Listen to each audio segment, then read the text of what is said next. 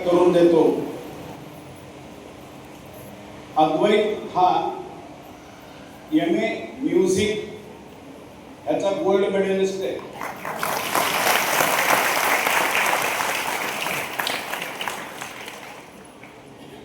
2018 ला त्याला gold medal मिळालं MA म्युझिक। आणि शिवाय ललित कला केंद्रातर्फे त्यांनी ते पारितोषिक मिळालं आणि संगीत विशारद पण झालेला आहे 2018 मध्ये। आज आपल्याला मुद्दामाचा कार्यक्रम ठरवण्याचं कारण आज आपण अनेक पालक असा विचार करतो की आपली मुलं ज्याप्रमाणे शिकायला पाहिजे त्याप्रमाणे शिकतो म्हणतात, पण ऐन वेळेला म्हणजे सगळ्या गोष्टींना परिपूर्ण असून सुद्धा ती व्यवस्थित शिकत नाही किंवा आणि काहीतरी व्यवसाय नीट करत नाही, अशी अनेक उदाहरणे। पण आपल्याला दादाबाबांची कृपेने तशी उदाहरणं फार आपल्या मार्गामध्ये कमी बघायला मिळत आहेत। आता माझा भाचा प्री मॅच्युअर बेबी 7व्या महिन्यात डिलिव्हरी झालेलं बा, आणि आजकाल इन्क्युबेटर मध्ये आपण बाळांना ठेवलेलं पाहतो त्यावेळेला फार विरळ केस होती, पण काय त्याच्या नशिबात होतं माहित नाही, पण त्याला बाय बर्थ अंधत्व आलं होतं। पण माझी बहीण आणि तिचे मिस्टर, तिचे सासू सासरे त्याच्यावरती खचून न जाता ह्याच्यातून आपण मार्ग कसा काढायचा याचा विचार करून त्याला शिकवण्याचा निर्धार केला। जसं जसं बाळ मोठं होत होतं तसं तसं संगीताकडे त्याचा कल वाढत होता। याचा विचार करून त्यांनी संगीत शिकवण्याचा प्रयत्न केला।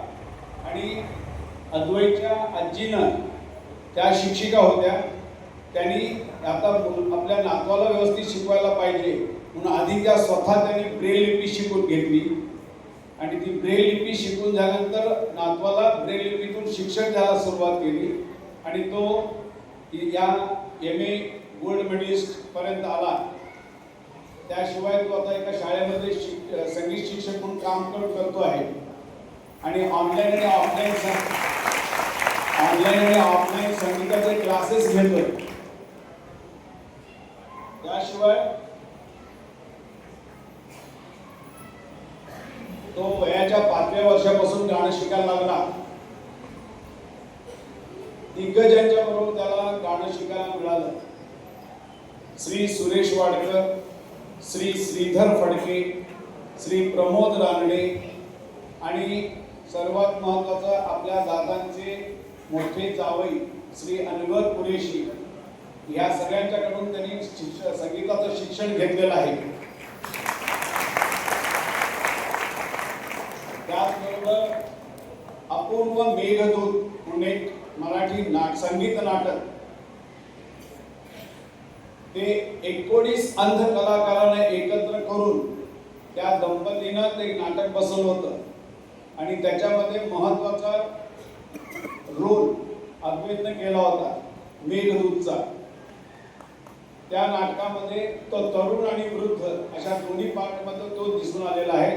आणि हे 19 अंध विद्यार्थी जे अंध मुलांना घेऊन त्यांनी जे नाटक बसवलं ते जळगावला पण झालेलं आहे, उगारला पण झालेलं आहे, इचलकरंजीला झालेले आहे, असे खूप ठिकाणी ह्यांचे कार्यक्रम झालेले आहेत। पुण्यात तर आहेतच, मुंबईत पण आहेत।